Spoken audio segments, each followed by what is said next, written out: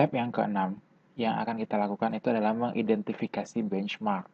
Nah, untuk maturity levelnya itu adalah untuk proses PO4 bagi rata-rata industri adalah 2,11. Nah, ini adalah sumbernya dari isacha.org. Nah, untuk indikator performance PO4 dari Cobit 4.1 itu yang pertama adalah IT goals, di mana untuk tujuannya itu adalah respon terhadap pengaturan kebutuhan sejalan dengan arah dari direksi, lalu respon terhadap kebutuhan bisnis yang sejalan dengan strategi bisnis, lalu membuat ketangkasan IT.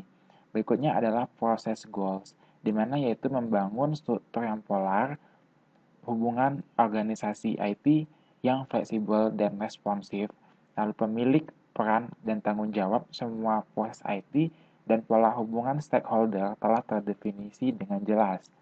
Nah, lalu ada activity goals, di mana yaitu menentukan framework proses IT dan membangun struktur dan badan organisasi yang tepat.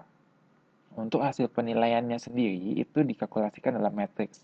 Nah, hasil survei kepuasan stakeholder, jumlah inisiatif bisnis yang tertunda karena ketidakaktifan atau ketidakmampuan organisasi IT, lalu jumlah proses bisnis yang tidak didukung oleh organisasi IT yang seharusnya didukung menurut strategi, lalu jumlah kegiatan IT utama di luar organisasi IT yang tidak disetujui atau bukan subjek dalam standar organisasi IT.